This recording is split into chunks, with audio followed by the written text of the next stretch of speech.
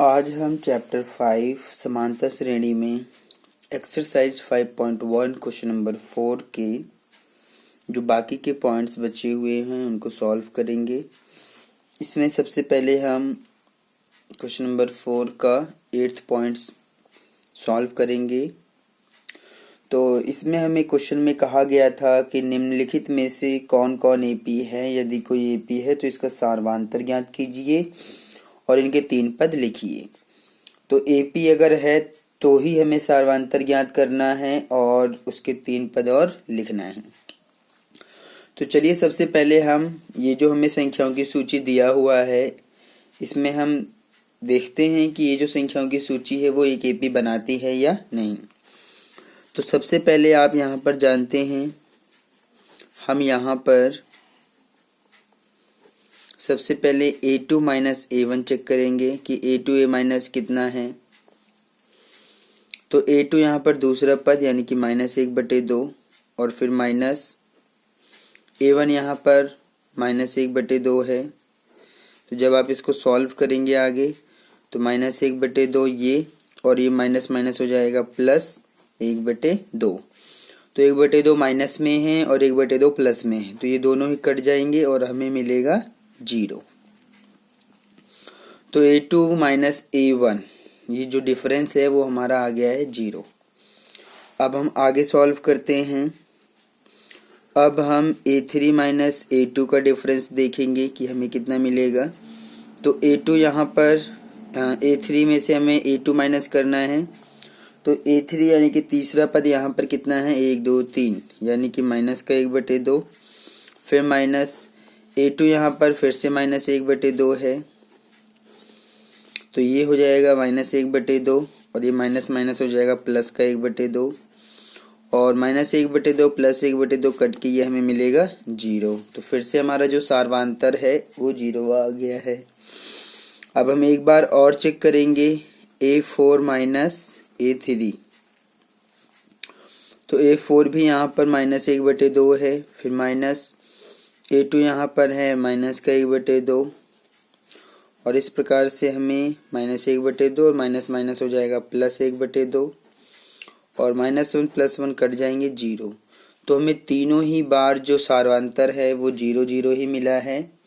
तो सार्वधान्तर बराबर है। तो आप कह सकते हैं कि जो भी संख्याओं की सूची है वो एक समांतर श्रेणी है। तो आप यहाँ पर लिखेंगे कि चूंकि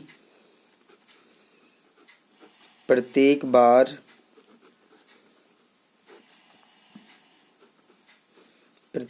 सार्वधान्तर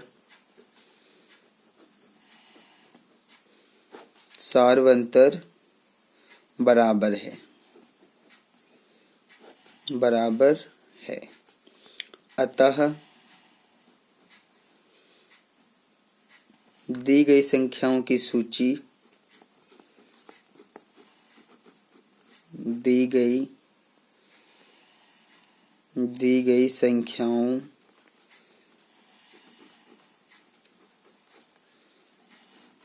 की सूची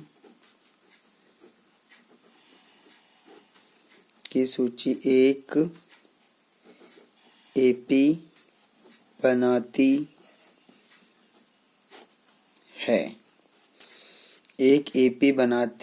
है। अब इसमें आपको सार्वधान्तर बताना है तथा सार्वधान्तर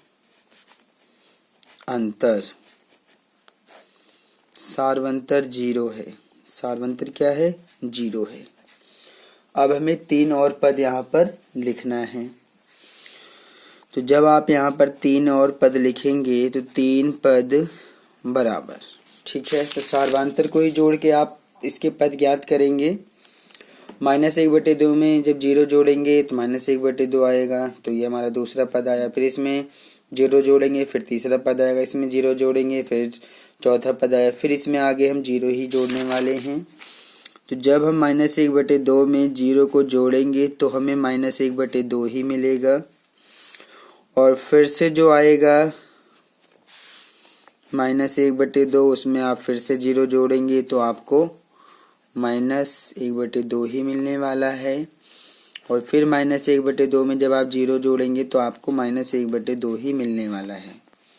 तो यहाँ पर जो 3 पद आएंगे वो -1/2, -1/2 और -1/2 ही मिलेगा। तो इसलिए आप कह सकते हैं, इसलिए जो 3 और पद हैं, 3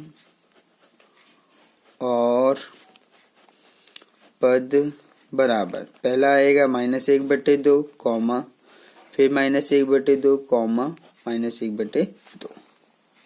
तो इस प्रकार से आप इसको देख सकते हैं। हमें यहाँ पर जो 3 पद और मिले हैं वो -1/2 है, सार्वधातुक हमारा 0 है। यही हमें क्वेश्चन में करना था। अब हम आगे चलते हैं 9th पॉइंट पे, जो भी हमें दिया है उसको सॉल्व करेंगे। 9th पॉइंट में हमें जो भी क्वेश्चन दिया है,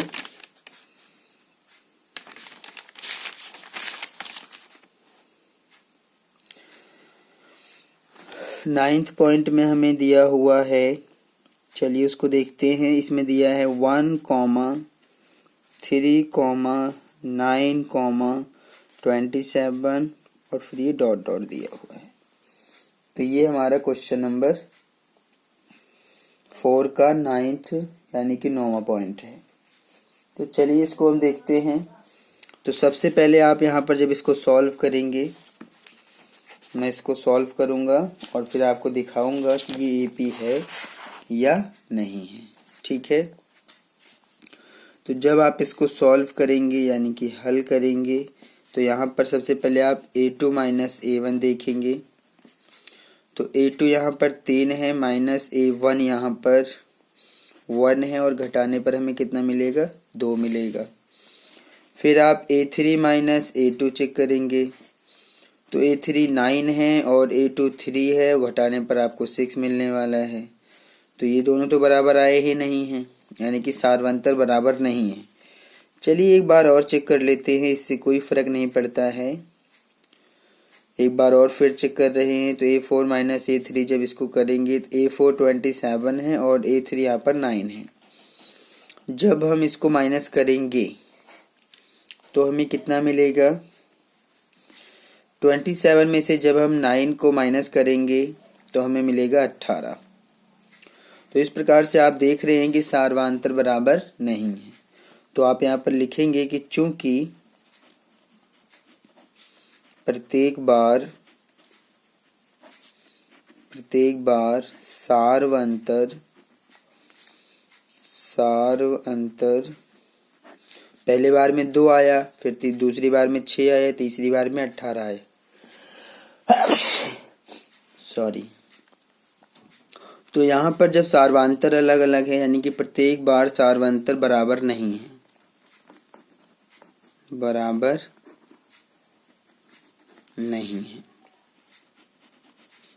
तो जब ये सार्वधातुक बराबर नहीं है तो आप कह सकते हैं कि जो भी दी हुई संख्याओं की सूची है वो एक एपी भी नहीं है। तो आप कह सकते हैं अतः दी गई संख्याओं की सूची एक एपी नहीं बनाती है। तो जब ये एक एपी नहीं बनाती है तो हमें इसमें सार्वधातुक और 3 पद लिखने की जरूरत भी नहीं है, इसमें केवल आप इतना ही करेंगे। अब हम आते हैं 10th पॉइंट, जो भी हमें क्वेश्चन में दिया हुआ है 10th पॉइंट को सॉल्व करेंगे और इसको आप ध्यान से समझिएगा।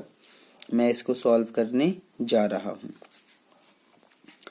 10th पॉइंट हमें दिया हुआ है, सबसे पहले दिया है a, 2a, 3a, 4a और इस प्रकार से डॉट डॉट करके हमें दिया हुआ है।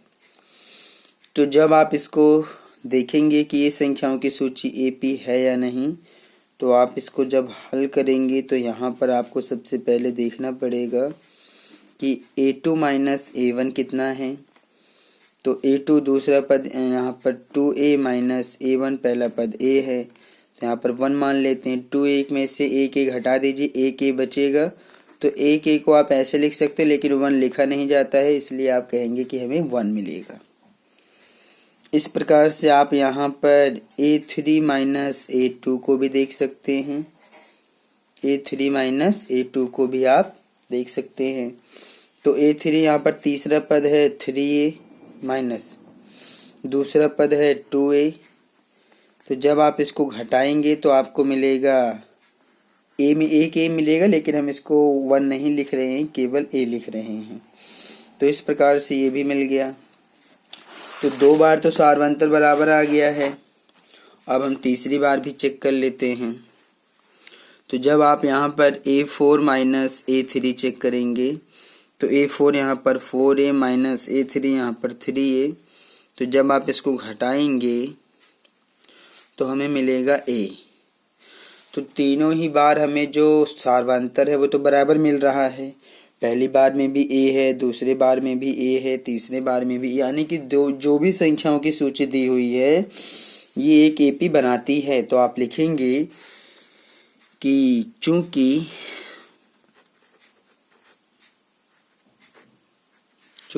प्रत्येक बार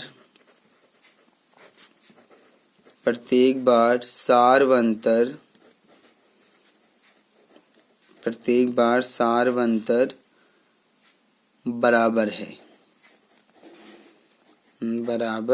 है, अतः दी गई संख्याओं की सूची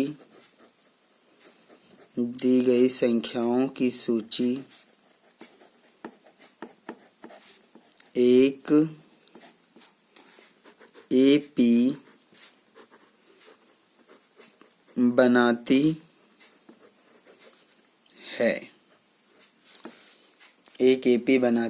है। ठीक है।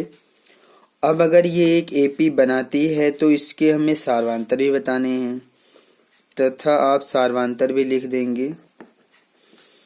सार्व अंतर, तीनों बार हमने जो अंतर निकाला है वो a है, तो वही हमारा सार्वंतर है। ठीक है। अब 3 पद और लिखते हैं। 3 पद बराबर, देखिए सार्वंतर को जोड़ के हम पद ज्ञात करते हैं। जैसे कि पहला पद a है, a में जब सार्वंतर a को जोड़ा तो 2a, 2a में a जोड़ा 3a, 3a में a जोड़ा 4a, ऐसे ही आप 4a में जोड़ेंगे। जब आप 4a में a जोड़ेंगे तो आपको मिलेगा 5a। तो जब आप 5a में a जोड़ेंगे तो आपको मिलेगा 6a। जब आप 6a में a जोड़ेंगे तो आपको मिलेगा 7a। तो यही हमारे 3 और पद हैं। तो इन तीनों पदों को आप लिख सकते हैं कि इसलिए 3 और पद जो आएंगे, 3 और पद जो मिलेंगे हमें, वो क्या क्या मिलेंगे? वो हमें मिलेंगे, पहला मिलेगा 5a, दूसरा मिलेगा 6a, फिर मिलेगा 7a। तो इस प्रकार से 3 पद हमें मिल गए। अब हम आते हैं 11th पॉइंट पे, जो हमें सॉल्व करना है। ये जो 11th पॉइंट हमें दिया हुआ है, इसको ध्यान से देखिए। अब हम इसको सॉल्व करेंगे और देखेंगे कि संख्याओं की सूची एपी है या फिर नहीं है। 11th पॉइंट में हमें जो दिया हुआ है वो इस प्रकार से दिया हुआ है। हमें पहले मैं सूची लिख लेता हूं। हमें ये दिया हुआ है a, a square, a cube, a की पावर 4। ये हमें दिया हुआ है। तो संख्याओं की सूची में पहले a दिया है, फिर a के ऊपर स्क्वायर है, फिर a के ऊपर पावर 3 है, फिर a के ऊपर पावर 4 है। तो ये इस प्रकार से चलता रहेगा। ठीक है। तो जब आप इसको सॉल्व करेंगे और ये देखेंगे कि ये एपी है या नहीं, तो चलिए इसको देखते हैं। यहाँ पर जब हम a2 माइनस a1 को चेक करेंगे तो a2 यहाँ पर है a स्क्वायर माइनस a1 है a। तो आप यहाँ पर कॉमन लेंगे, तो जब आप यहाँ पर कॉमन लेंगे तो a कॉमन मिलेगा, तो आपको मिलेगा ब्रैकेट में a माइनस 1। ये आपको कॉमन लेने पर मिल जाएगा। ठीक है, ध्यान दीजिएगा, ये मैंने कॉमन लेके बनाया है। फिर आप a3 माइनस a2 लेंगे। a3 यहाँ पर a की पावर 3 है माइनस a2 यहाँ पर a स्क्वायर है। तो जब आप, क्योंकि हमारा a1 ये है, a2 ये है, a3 ये है, a4 ये है, तो जब हम a3 माइनस a2 करेंगे तो हमें ये मिलेगा। इसमें आप a स्क्वायर कॉमन ले सकते हैं, तो आपको मिलेगा a माइनस 1 मिलेगा। और अगर आप ध्यान से देखें तो ये दोनों बराबर नहीं हैं, क्योंकि यहाँ पर ब्रैकेट वाला तो a माइनस 1 बराबर आ रहा है, लेकिन जो बाहर है यहाँ पर a है, यहाँ पर a स्क्वायर है, अलग अलग हो गया, तो ये बराबर नहीं माना जाएगा। तो अब आप यहाँ पर a4 माइनस a3 को भी चेक कर सकते हैं, तो ये मिलेगा a4 माइनस a3। अगर यहाँ पर आप a3 कॉमन लेंगे तो आपको मिलेगा a माइनस 1। तो सार्वंतर बराबर नहीं है, दी गई संख्याओं की सूची AP नहीं बनाती है।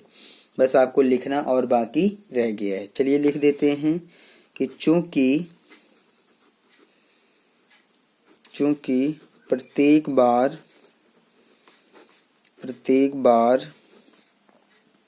सार्वंतर बराबर नहीं है, सार्वंतर बराबर नहीं है, अतः दी गई संख्याओं की सूची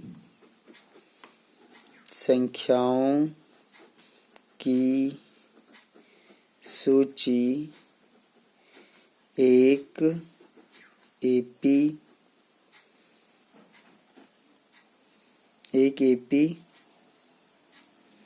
नहीं बनाती है। तो जब ये AP नहीं बनाती है तो हमें इसमें 3 पद और सार्वंतर लिखने की जरूरत नहीं है, ये सिर्फ इतना ही रहेगा। अब हम आते हैं 12th पॉइंट के ऊपर और फिर इसको भी सॉल्व करते हैं। 12th पॉइंट में हमें जो दिया हुआ है वो क्या दिया है उसको पहले देख लेते हैं। हमें संख्याओं की सूची इस प्रकार से दिया हुआ है, √2, √8, √18, √32। ये हमें संख्याओं की सूची दिया हुआ है। √2, √8, √18, √32 और ये डैश डैश डैश। चलिए इसको भी देखते हैं कि यहाँ पर जो भी हमें संख्याओं की सूची दी हुई है वो AP बना रही है या नहीं बना रही है। तो जब हम इसको सॉल्व करेंगे तो सबसे पहले यहाँ पर हमें क्या निकालना पड़ेगा, इसको हल करते हैं। तो सबसे पहले हमें यहाँ पर निकालना पड़ेगा a2 माइनस a1। तो a2 यहाँ पर दूसरा पद है, √8 माइनस a1 है √2 सॉरी। तो जब आप इसको आगे सॉल्व करेंगे, जैसे ये 8 है तो 8 के आप फैक्टर करेंगे 2 × 2 × 2, ये आपका 8 का फैक्टर हो गया गुणनखंड। और फिर क्या है, माइनस का भी √2 है, तो उस माइनस का √2 भी हमें यहाँ पर लिखना पड़ेगा। अब जब इसको आप आगे सॉल्व करेंगे तो यहाँ पर 2 का जोड़ा बन जाएगा, 2 बाहर निकल जाएगा और इसका जोड़ा बनेगा नहीं, ये अंदर रहेगा और माइनस का √2 है ही। अब हमें इन दोनों को घटाना है, तो जब हम 2√2 में से 1 √2 घटाएंगे तो हमें 1 √2 बचेगा, तो 1 लिखने की ज़रूरत नहीं है, तो √2 आपको मिल जाएगा। ठीक है, तो ऐसा आप कर सकते हैं। ध्यान से देखिएगा, चीज़ें समझ आ जाएंगी आपको अच्छे से। अब हम आते हैं a3 माइनस a2 के ऊपर। a3 √18 है माइनस a2 यहाँ पर √8 है। 18 का आप फैक्टर करेंगे तो 2 दूनी 4, इसका 3 9 दूनी 18। इसका मतलब आप इसको लिख सकते हैं 2 गुणा में 3 गुणा में 3, यानी कि 2 3 6, 6 3 18। 18 के फैक्टर हो गए। √8 को आप क्या लिख सकते हैं, √8 को अभी मैंने लिख के दिखाया। जब इसका फैक्टर किया बाहर निकाला तो √8 का हमें मिला था 2√2, ऐसे आप लिख सकते हैं। तो जब आप इसको सॉल्व करेंगे तो यहाँ 3 का जोड़ा बन गया, 3 बाहर निकल गया, √2 अंदर ही रहेगा क्योंकि इसका जोड़ा नहीं बना है, और फिर माइनस का 2√2 रहेगा। तो 3 में से 2 घटाएंगे आपको 1 मिलेगा और ये √2 मिलेगा, यानी कि 3√2 में से जब 2√2 घटा देंगे तो 1√2 मिलेगा। 1 लिखा नहीं जाता है इसलिए √2 ही माना जाएगा। ठीक है, इस प्रकार से अब आप A4 माइनस A3 करेंगे, यानी कि √32 में से माइनस करेंगे √18 को। तो अब हमें 32 का फैक्टर करना पड़ेगा। तो जब हम 32 का फैक्टर करेंगे तो 2 दूनी 4, 4 दूनी 8 दूनी 16, 16 दूनी 32। तो 2 के फैक्टर में ही ये आ जाएगा, 2 दूनी 4, 4 दूनी 8, 8 दूनी 16, 16 दूनी 32, यानी कि ये इसके फैक्टर बन जाएंगे। ठीक है, और माइनस का रहेगा √18। ठीक है, तो यहाँ पर 2 का जोड़ा बनेगा, 2 बाहर निकल गया, फिर 2 का जोड़ा बना, 2 बाहर निकल गया, फिर 1 2 अंदर रह जाएगा, इसको अंदर ही रख देंगे माइनस। √18 को अभी अभी हमने लिखा है, √18 को क्या लिखा है, 3√2। तो यहाँ पर आप 3√2 √18 को लिख सकते हैं। ठीक है, तो 2 दूनी 4, रूट में 2 माइनस का 3√2, और जब आप घटा देंगे 4 में से 3 तो आपको 1√2 मिलेगा। 1 लिखा नहीं जाता है तो √2 ही माना जाएगा। तो पहली बार में सार्वधातुक √2 है, दूसरी बार में भी √2 है, तीसरी बार में √2 है। इसका मतलब ये हुआ कि जो भी दी गई संख्याओं की सूची है वो एक एपी बना रही है। आप यहाँ पर लिखेंगे कि चूंकि प्रत्येक बार सार्व अंतर बराबर है, प्रत्येक बार सार्व अंतर बराबर है। तो प्रत्येक बार सार्व अंतर बराबर है, अतः दी गई संख्याओं की सूची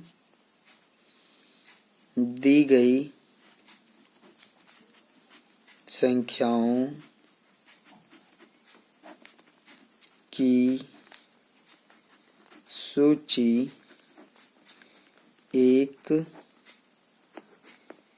एपी है। तो अगर ये एक एपी है तो हमें सार्वधातुक भी बताना पड़ेगा, तथा सार्वधातुक क्या आएगा, सार्वधातुक आएगा जो हमें घटाने पर मिला है, यानी कि √2, यही हमारा सार्वधातुक है। तो जब हमें √2 सार्वधातुक मिल गया है तो अब हमें 3 पद और लिखना है। उन तीनों पदों को चलिए लिखते हैं। तो 3 पद बराबर, देखिए √2 को ही जोड़ा जाएगा। तो √2 को जब इसमें जोड़ेंगे तो ये मिला, इसमें जोड़ेंगे ये मिला, इसमें जोड़ेंगे तो ये मिला। तो अब हमें अगला पद लिखना है, तो हम √32 में से क्या जोड़ेंगे, √32 में √2 को जोड़ा जाएगा ताकि हमें अगला पद मिल जाए। तो अगर आप ध्यान से देखेंगे तो √32 को आप क्या लिख सकते हैं, देखिए √32 को हमने लिखा था 4√2। ठीक है, तो आप √32 को लिख सकते हैं 4√2 और प्लस √2। तो जब आप इन दोनों को जोड़ेंगे तो यहाँ पर 1 लेके आप जोड़ लीजिएगा। 4√2 में 1 √2 जोड़िए तो 4 और 1 ये हो जाएगा 5√2। ठीक है, तो ये जो हमारा आया है 5√2 आया है। अगर हम 5 को अंदर वापस भेज दें, ये जो 5 बाहर है इसको वापस अंदर भेजेंगे क्योंकि जोड़ा बन के ही तो बाहर निकलता है। तो ये अंदर जो है, जैसे कि ये रहा 2, 5 में अंदर कर देना चाहता हूँ तो ये 2 बार अंदर में चला जाएगा क्योंकि ये जोड़ा बन के ही तो बाहर निकलता है। तो ये 5 का जोड़ा बन के बाहर निकला है, लेकिन मैं इसको अंदर रखना चाहता हूँ तो मैं 5 को फिर से अंदर भेज दूंगा 2 बार लिख के, ठीक है। तो 5 25 25 दूना 50। इसका मतलब ये हुआ कि अब हमें जो पद मिलेगा वो मिलेगा √50, ठीक है। सॉरी, थोड़ा सा आप चीज़ों को ध्यान में रखिएगा तो आप आसानी से इसको कर पाएंगे, ठीक है। तो एक पद तो निकल गया √50, अभी हमें 2 और निकालने हैं, तो उनको भी निकालिए। तो जब हम यहाँ पर अब हम √50 में फिर से √2 को जोड़ेंगे, तो √50 को हम क्या लिख सकते हैं, √50 को लिख सकते हैं 5√2 लिख सकते हैं, क्योंकि मैंने यहाँ पर लिख के दिखाया है। और आप ध्यान से देखेंगे तो √50 क्या था, इसके फैक्टर करेंगे आप तो 2 गुणा 5 गुणा 5, 5 का जोड़ा बनेगा तो 5 बाहर निकल जाएगा, 5√2 मिलेगा। तो √50 को आप लिख सकते हैं 5√2। तो ये मिल गया 5√2। और फिर इसके अंदर आप कितना जोड़ेंगे, इस √2 को हमें जोड़ना है, ये वाला। तो इसके साथ कुछ नहीं है बाहर, तो 1 लीजिए, तो 5 और 1 6√2 हो जाएगा। तो 6√2 आ गया।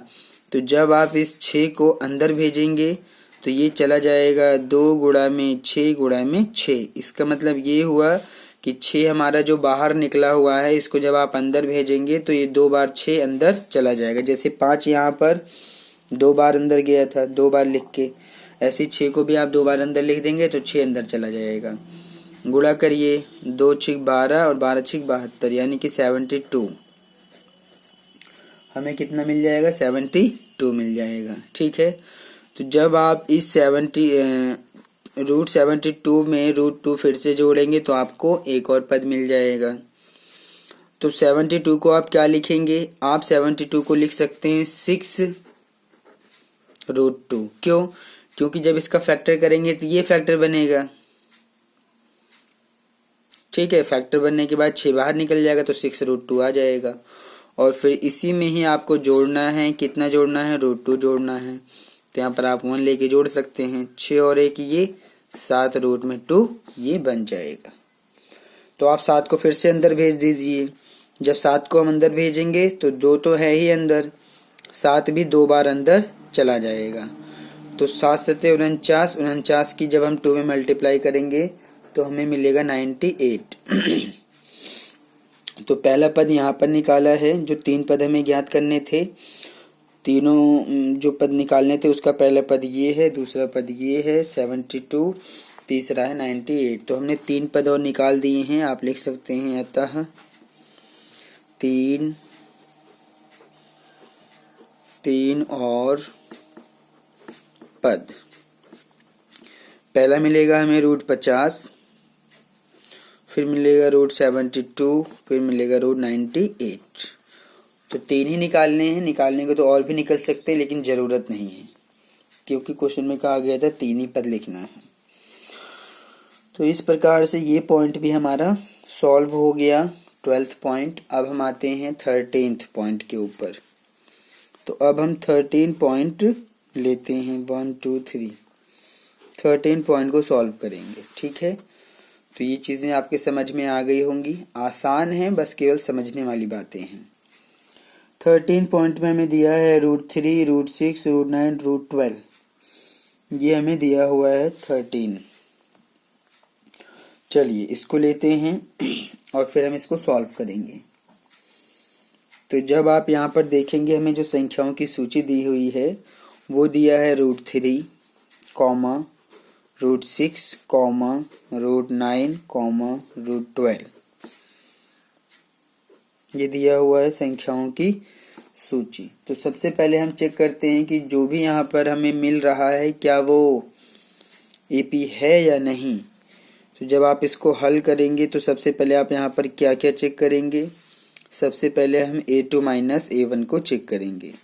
तो A2 यहाँ पर ये है हमारा √6, फिर माइनस A1 है यहाँ पर √3, ठीक है।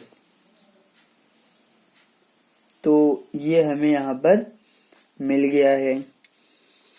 तो अगर आप इसको ध्यान से देखेंगे तो √6 का जब आप फैक्टर करेंगे, √6 का अगर आप फैक्टर करेंगे तो 2 गुणा 3 मिलेगा, क्योंकि 2 3 6 होता है। फिर माइनस का रूट 3 ये वाला है, ठीक है। और अगर आप इसको अलग अलग करना चाहेंगे, जैसे मैंने अंडर रूट में लिखा है 2 इंटू 2 अलग अलग करना चाहेंगे तो आप रूट 2 इंटू रूट 3 लिख सकते हैं इसको, ठीक है। और फिर माइनस का हो जाएगा रूट 3। तो अब आप इन दोनों में कॉमन भी ले सकते हैं। तो जब आप इन दोनों में कॉमन ले लेंगे तो आपको कॉमन मिलेगा रूट 3, ब्रैकेट में मिलेगा रूट 2 माइनस का 1। ये हमने यहाँ पर कॉमन लेके बना दिया, ठीक है।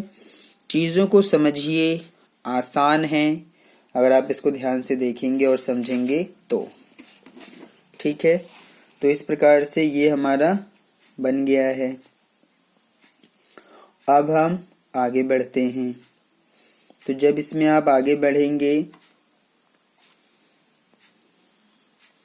तो अब हम चेक करेंगे यहाँ पर क्या चीज निकालेंगे। अब हम निकालेंगे A3 माइनस का A2। तो A3 तीसरा पद है यहाँ पर रूट 9 माइनस दूसरा पद है यहाँ पर रूट में 6। तो जब आप इसको ध्यान से देखेंगे तो रूट 9 है ये। रूट 9 को अगर आप बाहर निकालेंगे तो आप इसको ऐसे लिख सकते हैं 3 गुणा 3, क्योंकि 3 3 9 होता है। और माइनस का अगर आप इसको ध्यान से देखेंगे 6 को क्या लिख सकते हैं आप 2 गुणा 3 लिख सकते हैं, क्योंकि 2 3 6 मिलेगा। और जब आप इसको आगे सॉल्व करेंगे तो यहाँ से 3 का जोड़ा बन गया, 3 बाहर निकल गया, माइनस यहाँ जोड़ा नहीं बन रहा है तो आप इसमें रूट 2 को अलग कर देंगे और फिर गुणा रूट 3 को भी अलग कर देंगे। मतलब मैंने इन दोनों को, दोनों ही रूट में हैं, दोनों को मैंने अलग अलग कर दिया है। तो जब आप यहाँ पर कॉमन ले लेंगे, आप यहाँ पर क्या कॉमन ले सकते हैं, आप यहाँ पर कॉमन ले सकते हैं, ध्यान से देखिएगा। अगर आप यहाँ पर रूट 3 कॉमन लेते हैं तो जब आप रूट 3 कॉमन ले लेंगे इन दोनों में तो आपको अंदर मिलेगा रूट 3 और फिर माइनस, क्योंकि ये रूट 2 भी बचेगा क्योंकि रूट 3 बाहर है यहाँ पर, तो यहाँ पर आप लिखेंगे रूट 2, ठीक है। तो ये हमारा कॉमन आया है। अगर आप रूट 3 की मल्टीप्लाई फिर से इस ब्रैकेट में करते हैं तो आपको यही मिलेगा। चलिए मैं करके दिखा देता हूँ। क्योंकि रूट 3 की रूट 3 में करेंगे 9, 9 का 3 बाहर निकल जाएगा, फिर ये माइनस का निशान। जब रूट 3 की रूट 2 में मल्टीप्लाई करेंगे तो आप इसको रूट 2 इंटू रूट 3 लिख सकते हैं। तो कॉमन कुछ इस प्रकार से होना चाहिए कि मल्टीप्लाई करने पर फिर से आपको वही मिले, ये चीज़, ठीक है। तो ध्यान दीजिएगा कि जब आप रूट 3 कॉमन लेंगे तो ब्रैकेट में जो आएगा, क्योंकि ये 3 था तो रूट 3 ही मिलेगा, क्योंकि जब रूट 3 की रूट 3 में मल्टीप्लाई करेंगे 9 मिलेगा, 9 का 3 बाहर निकल जाता है, इसलिए यहाँ पर अंदर रूट 3 आता है और फिर माइनस इन दोनों में से रूट 3 बाहर है, रूट 2 बच रहा है तो ये ब्रैकेट में आ जाएगा। तो दूसरी बार में हमें ये मिला। चलिए एक बार और चेक कर लेते हैं। अब हम A4 माइनस A3 को लेंगे। तो A4 यहाँ पर 12 है और A3 यहाँ पर रूट 9 है। तो जब आप यहाँ पर कॉमन लेंगे तो 12 को आप क्या लिखेंगे, 12 को आप लिख सकते हैं अगर आप फैक्टर करें तो 2 तियां 2 दूनी 4 और 4 तियां 12 ऐसे मिलेगा आपको, क्योंकि आप देख सकते हैं 2 दूनी 4, 4 तियां 12 माइनस रूट 9 का जब आप फैक्टर करेंगे तो 3 गुणा 3 मिलेगा आपको, ठीक है। तो यहाँ से आपको 2 का जोड़ा बनेगा तो 2 रूट 3 हो गया ये, माइनस यहाँ पर 3 का जोड़ा बन गया, 3 बाहर निकल जाएगा। अब आप यहाँ पर क्या कॉमन ले सकते हैं, अब आप यहाँ पर फिर से एक बार रूट 3 को कॉमन ले सकते हैं, ठीक है। यहाँ पर आप गुणा का निशान लगा सकते हैं। तो जब आप रूट 3 कॉमन ले लेंगे तो क्योंकि हमने इस पूरे में रूट 3 कॉमन लिया है तो रूट 3 तो बाहर है, 2 बचा, 2 अंदर लिखिए, माइनस माइनस। अब क्योंकि ये 3 है तो यहाँ पर भी रूट 3 होना चाहिए, क्यों, क्योंकि रूट 3 की रूट 3 में मल्टीप्लाई करेंगे 9, 9 का 3 बाहर निकल जाएगा तो हमें ये मिलेगा। तो आप यहाँ पर ध्यान से देख सकते हैं कि जो सार्वांतर है वो बराबर नहीं है, तो इसका मतलब जो भी संख्याओं की सूची हमें दी हुई है वो एक एपी नहीं बनाती है। तो आप इस चीज को यहाँ पर लिख देंगे। चलिए लिखते हैं कि चूंकि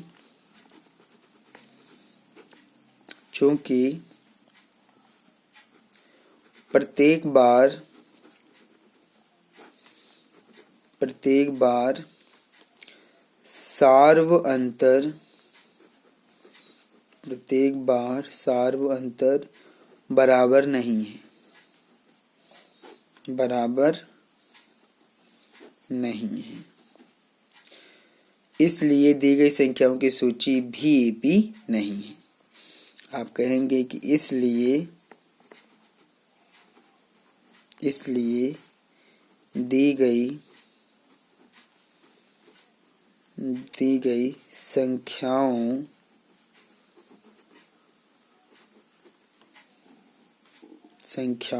की सूची एक एपी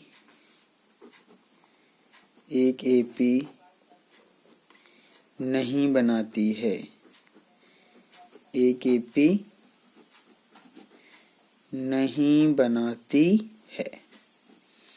ये चीजें आपके समझ में आनी चाहिए, ठीक है। तो ये हमारा इस प्रकार से 13th पॉइंट भी सॉल्व हो गया है। अब हम आगे चलते हैं 14th पॉइंट को सॉल्व करने के लिए। 14th पॉइंट हमें दिया हुआ है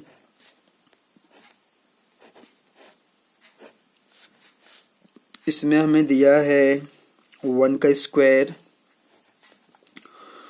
कॉमा 3 का स्क्वायर, कॉमा 5 का स्क्वायर, कॉमा 7 का स्क्वायर, डॉट डॉट डॉट।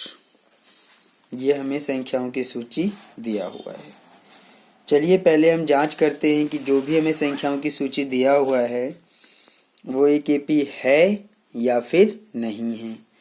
तो सबसे पहले आपको पता है कि हम यहाँ पर चेक करेंगे, यहाँ सबसे पहले क्या चेक करेंगे हम, सबसे पहले हम यहाँ पर a2 माइनस a1 चेक करेंगे। तो दूसरा पद यहाँ पर है 3 का स्क्वायर माइनस a1 1 का स्क्वायर। तो 3 का स्क्वायर होता है 9, 1 का स्क्वायर होता है 1, यानी कि घटाने पर हमें मिल जाएगा 8, ठीक है। अब आप यहाँ पर a3 माइनस a2 निकालेंगे। a3 है 5 का स्क्वायर और a2 है यहाँ पर 3 का स्क्वायर। तो 5 का स्क्वायर होता है 25 और 3 का स्क्वायर होता है 9। स्क्वायर को आप ऐसे समझिएगा कि जब आप 3 का स्क्वायर निकालेंगे तो 3 गुणा 3 करेंगे तो आपको 9 मिलेगा। जब आप 5 का स्क्वायर निकालेंगे तो 5 गुणा 5 करेंगे तो आपको 25 मिलेगा। ऐसे आप किसी का भी स्क्वायर कर सकते हैं। 2 का स्क्वायर करेंगे तो 2 इंटू 2 यानी कि 4 मिलेगा। इस प्रकार से आप किसी का भी स्क्वायर निकाल सकते हैं। तो जब आप 25 में से 9 घटा देंगे तो आपको 16 मिल जाएगा। तो इसका मतलब सार्वंतर बराबर नहीं आया है। एक बार और चेक कर लेते हैं। a4 माइनस a3 यानी कि 7 का स्क्वायर माइनस a3 यहाँ पर हो जाएगा 5 का स्क्वायर, तो बराबर 7 का स्क्वायर 7 की 7 में मल्टीप्लाई करेंगे, 7 7 जा हो जाएगा 49। तो ये आ जाएगा हमारा 49।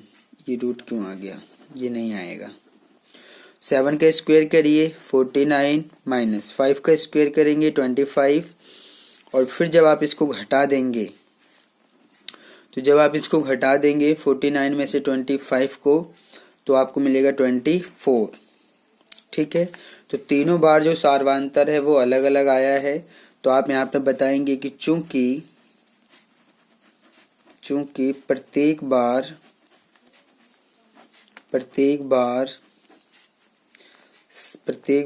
सार्वंतर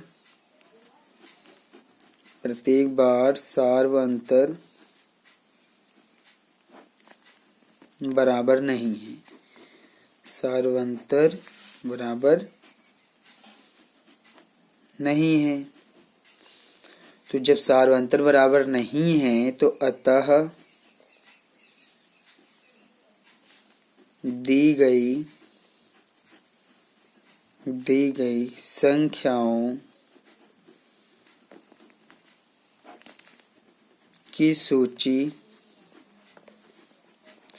की सूची एक एपी नहीं है, एक एपी नहीं है। तो जब AP नहीं है तो हमें इसमें सार्वधातुक और पद लिखने की जरूरत भी नहीं है। एक लास्ट पॉइंट बचा हुआ है, 15th पॉइंट है ये, इसको भी हम सॉल्व कर लेते हैं ताकि ये हमारा जो एक्सरसाइज है 5.1 ये कंप्लीट सॉल्व हो जाए। चलिए एक लास्ट पॉइंट है, इसको भी सॉल्व करते हैं। 15 पॉइंट जो हमें यहाँ दिया हुआ है, 15वां पॉइंट है वो है XV। ये हमें दिया हुआ है संख्याओं की सूची 1 का स्क्वायर, कॉमा 5 का स्क्वायर, कॉमा 7 का स्क्वायर, कॉमा 73, और इस प्रकार से ये हमें दिया हुआ है। ठीक है, तो सबसे पहले हम जानते हैं कि हम यहाँ पर क्या चेक करेंगे। हम यहाँ पर सबसे पहले A2 माइनस A1 को चेक करेंगे। A2 है 5 का स्क्वायर और A1 है 1 का स्क्वायर। 5 का स्क्वायर आप करेंगे 25 मिलेगा, 1 का स्क्वायर तो आपको 1 मिलेगा, घटाने पर आपको 24 मिल जाएगा। ठीक है, अब आप यहाँ पर A3 माइनस A2 को चेक करेंगे तो A3 हो जाएगा 7 का स्क्वायर, A2 हो जाएगा 5 का स्क्वायर। तो 7 का स्क्वायर 49, 5 का स्क्वायर 25, घटाने पर मिलेगा 24। ठीक है, तो इस प्रकार से जब आप इसको आगे सॉल्व करेंगे तो इसी प्रकार से ये आगे भी सॉल्व होगा। अब आप यहाँ पर A4 माइनस A3 सॉल्व करेंगे, देखेंगे क्या मिल रहा है। A4 है 73 माइनस A3 है 7 का स्क्वायर, तो 73 तो ठीक है। तो जब हम 7 का स्क्वायर करेंगे तो हमें 49 मिलेगा। तो जब हम 73 में से 49 को घटा देंगे तो हमें मिलेगा 24। तो सार्वधातुक तो बराबर आ गया। तो आप कहेंगे कि चूंकि प्रत्येक बार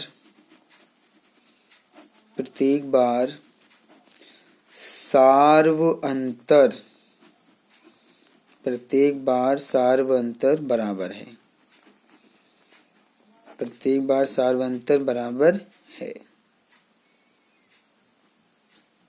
ठीक है, तो जब प्रत्येक बार सार्वअंतर बराबर है तो आप यहाँ पर कहेंगे अतः दी गई संख्याओं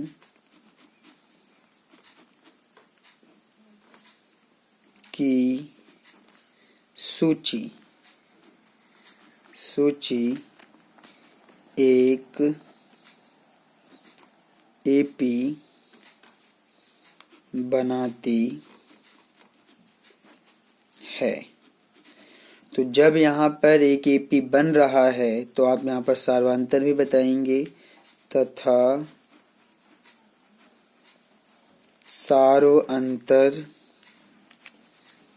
सार्वअंतर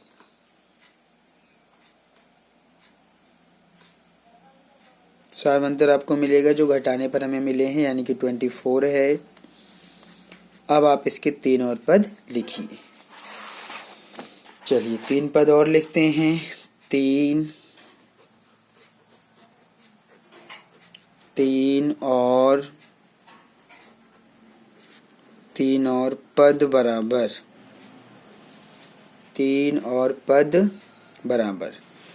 तो 1 के स्क्वायर में 24 जोड़ा तो 5 का स्क्वायर, 5 के स्क्वायर में 24 जोड़ा, 7 का स्क्वायर, 7 के स्क्वायर में 24 जोड़ा 73। अब 73 में जोड़ा जाएगा। 73 में जब आप 24 को जोड़ेंगे तो हमें मिलेगा, कितना मिलेगा? जब 73 में आप 24 को जोड़ेंगे तो मिलेगा 97। अब हम 97 में फिर से 24 को जोड़ेंगे तो हमें मिलेगा 121। फिर हम 121 में 24 को जोड़ेंगे तब हमें मिलेगा 145। तो ये तीनों पद आपके यहाँ पर आ गए। ठीक है, तो ये तीनों पद हम यहाँ पर लिख देते हैं। अतः 3 और पद बराबर पहला आएगा 97, दूसरा 121, तीसरा 145। ठीक है, तो इस प्रकार से हमारा ये जो एक्सरसाइज था 5.1 ये हमने कंप्लीट सॉल्व कर लिया है। हमने यहाँ पर क्वेश्चन नंबर 1, 2, 3, 4 सभी क्वेश्चनों को कंप्लीट सॉल्व करा है और इस प्रकार से हमारा जो एक्सरसाइज है 5.1 कंप्लीट हो गया है। अब हमें यहाँ पर जो समझना है, सीखना है, वो है एपी का nवां पद। अब आप जो एक्सरसाइज 5.2 में पढ़ने वाले हैं, आप पढ़ेंगे एपी का nवां पद। तो चलिए एपी का nवां पद के ऊपर भी हम डिस्कस कर लेते हैं ताकि हम अगले वीडियो में जो एक्सरसाइज है उसको सॉल्व कर पाएं। तो अब हम जो पढ़ेंगे वो रहेगा एक्सरसाइज 5.2 को सॉल्व करने में हमारी मदद करेगा और उसमें जो 7.2 में हमें पढ़ना है वो पढ़ना है एपी का nवां पद। इसको आप ध्यान से देखिए, मैं समझाऊंगा। एपी का nवां पद, एपी का nवां पद। ठीक है, ये हमें यहाँ पर पढ़ना है और इसी टॉपिक को हमें समझना है एक्सरसाइज 5.2 के लिए। ठीक है, तो जब आप इसको कंप्लीट समझ जाएंगे तो आपका जो एक्सरसाइज है वो कंप्लीट हो जाएगा, मतलब आप एक्सरसाइज 5.2 को आसानी से सॉल्व कर ले जाएंगे। ठीक है, तो चलिए हम इसके ऊपर बात करते हैं कि जो हमारा एपी का nवां पद है वो है क्या। तो सबसे पहले मैं आपको एपी का nवां पद का फॉर्मूला दिखाऊंगा, सूत्र दिखाऊंगा। तो इसका जो सूत्र है एपी का nवां पद का, वो सूत्र इस प्रकार से है। जो एपी का nवां पद होता है, चलिए उसको मैं बाद में लिखूंगा, पहले सूत्र को ही देख लेते हैं। तो सूत्र हमारा होता है ए एन बराबर ए प्लस एन माइनस 1 और ये डी। ये फॉर्मूला आपके सामने जो दिख रहा है ये है एपी का nवां पद ज्ञात करने का। ठीक है, अगर आप इसको ध्यान से देखेंगे, अगर आप इस फॉर्मूले को ध्यान से देखेंगे तो यहाँ पर जो हमारा एन है, ये जो आप देख रहे हैं ना, ये एन, इसी को ही कहा जाता है nवां पद। क्या कहा जाता है? इसको कहा जाता है nवां पद कहा जाता है। और यहाँ पर अगर आप ध्यान से देखेंगे जो ए है वो आपका है प्रथम पद। ए क्या है? प्रथम पद है। और यहाँ पर अगर आप ध्यान से देखेंगे डी, तो डी क्या है? डी आपका वही रहेगा, सार्वअंतर, सार्वअंतर रहेगा। और जो एन है, एन है नंबर ऑफ टर्म्स, यानी कि पदों की संख्या, पदों की संख्या, यानी कि किसी एपी में कितने पद हैं। किसी एपी में पदों की संख्या जितनी होगी उसी को हम बोलेंगे पदों की संख्या, यानी कि नंबर ऑफ टर्म्स। आप इसको एन से डिनोट करते हैं। ठीक है, तो ये सारी चीजें आपको समझ में आ गया होगा। यही है एपी का nवां पद। तो ये जो हमारा एन है इसको एपी का व्यापक पद भी कहते हैं। और मैं थोड़ा सा आप लोगों को इसके बारे में और समझा देता हूँ। ठीक है, आप यहाँ पर कह सकते हैं कि जो एन है, यहाँ पर ये जो एन है, ये आप विशेष में ध्यान दीजिएगा, नोट है ये आपके लिए, कि जो एन है, एन को एपी का व्यापक पद भी कहते हैं, व्यापक पद भी कहते हैं। ठीक है, तो एन को एपी का व्यापक पद भी कहा जाता है। कभी कभी कभी an को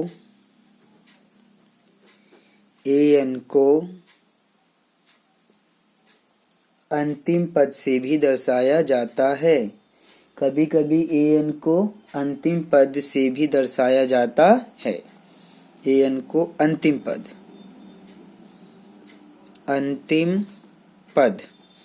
अंतिम पद को आप बोलेंगे लास्ट टर्म।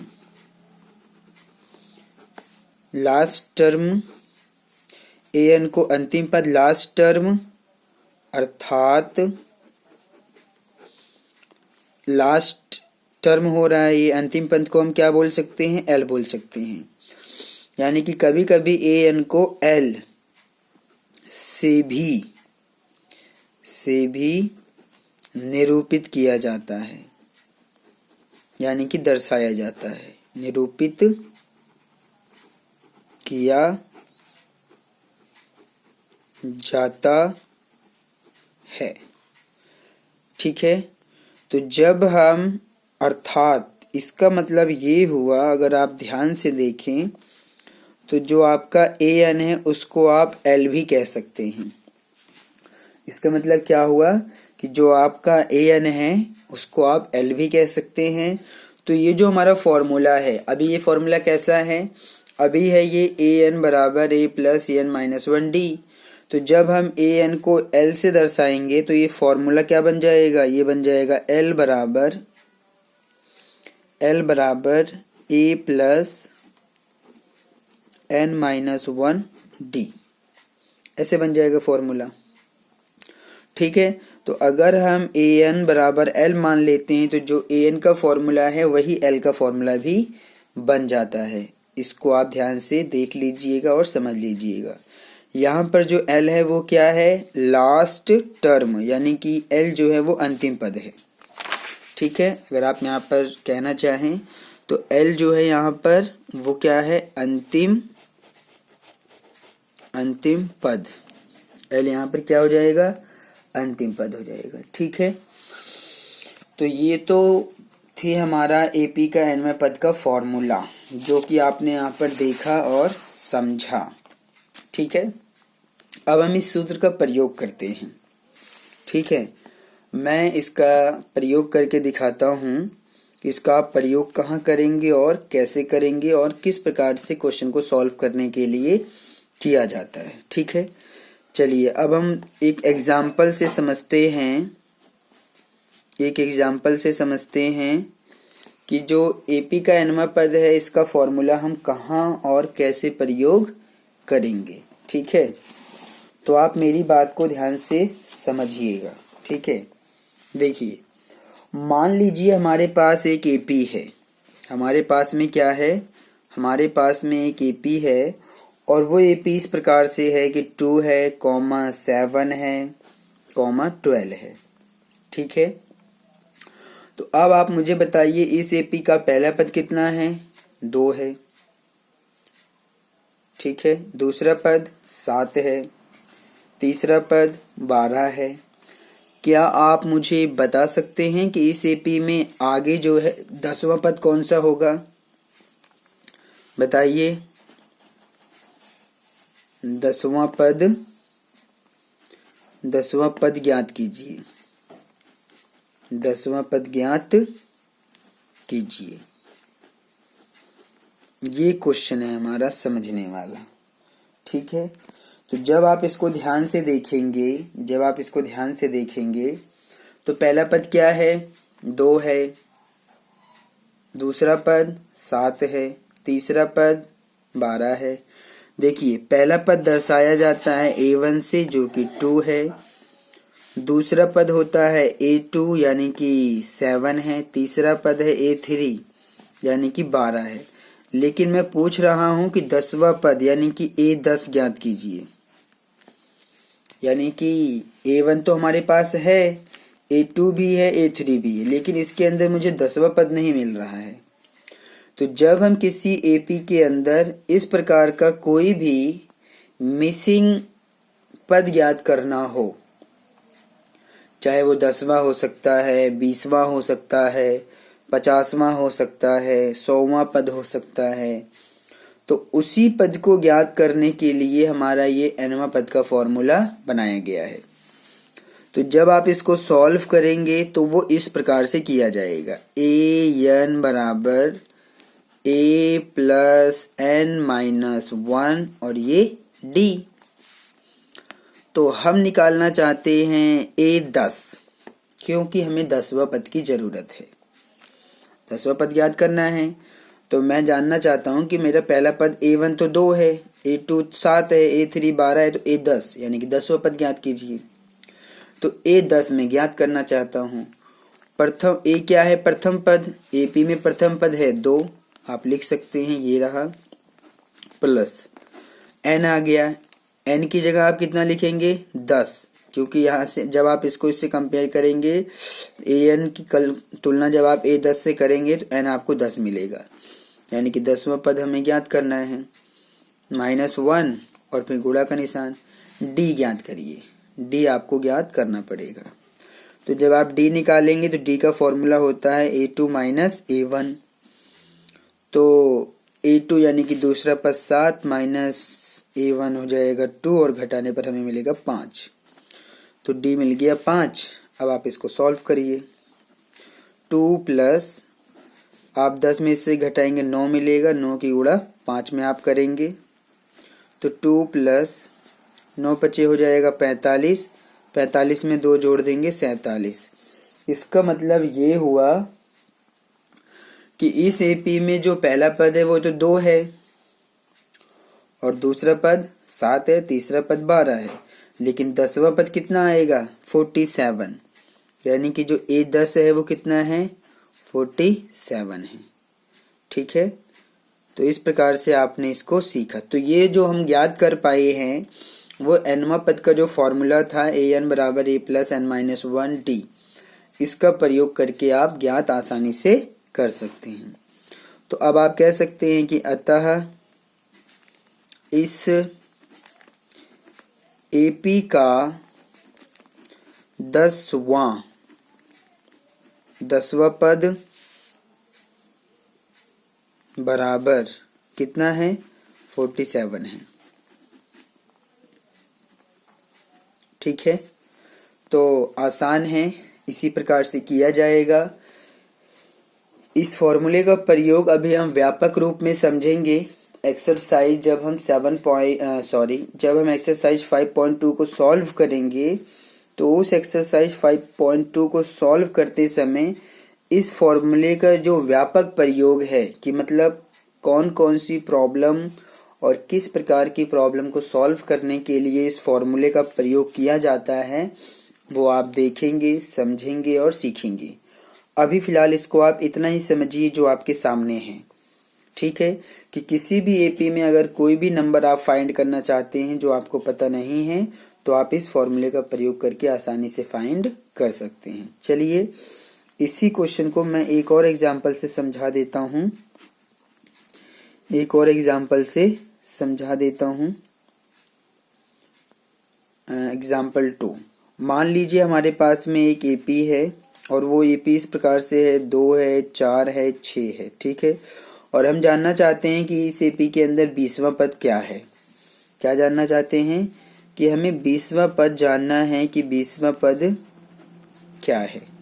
ठीक है, तो पहला पद तो 2 है, दूसरा पद 4 है, तीसरा पद 6 है, लेकिन 20वां पद हमें पता नहीं है। ठीक है, तो जब 20वां पद आप याद करेंगे तो आप इसी फॉर्मूले का प्रयोग करेंगे कि an बराबर a plus n minus 1d। तो a 20 यानी कि 20वां पद निकालना है। a यहाँ पहला पद यानी कि 2 रहेगा, प्लस n यहाँ पर 20वां पद निकालना, माइनस का 1 और d सार्वधातुक है, आप a2 में से a4 को घटा के निकाल सकते हैं। तो जब आप d निकालेंगे, चलिए मैं d निकाल के दिखा दे रहा हूँ। a2 माइनस a1 करना है, तो दूसरा पद 4 है समांतर श्रेणी के अंदर और पहला पद 2 है, घटाने पर हमें 2 ही मिलेगा, तो d मिल गया 2। इसको सॉल्व कर लेते हैं तो हमें मिलेगा 2 प्लस 20 में से जब हम 1 को घटा देंगे तो 19 मिलेगा। 19 की गुणा 2 में करिए तो 19 दूनी 38 और फिर 38 में 2 जोड़ देंगे 40। इसका मतलब इस एपी के अंदर जो 20वां पद है वो कितना है, 40 है। ठीक है, तो इस प्रकार से आप इस क्वेश्चन को सॉल्व करने के लिए इसका प्रयोग करेंगे। ठीक है, तो आपका जो 20वां पद मिला है वो मिला है 40। आप नीचे लिख भी सकते हैं कि अतः इस एपी का जो 20वां पद है वो 40 है, इस प्रकार से लिख लीजिएगा। ठीक है, तो ये जो फॉर्मूला था ये मैंने आपको दिखाया कि जो एपी का अनुपात का फॉर्मूला कैसा है और इसका प्रयोग किस प्रकार से किया जाएगा, इसको आप दिमाग में रखिएगा। अब हम इस फॉर्मूले का प्रयोग एक्सरसाइज 5.2 को सॉल्व करने के लिए करेंगे, तो ये हम अगले वीडियो में सॉल्व करेंगे। अगर आपको हमारा ये चैनल पसंद आता है तो आप इसको लाइक, शेयर एंड सब्सक्राइब कीजिए। जल्द ही हम आपसे फिर मुलाकात करेंगे अपने नए वीडियो के साथ। तब तक के लिए धन्यवाद।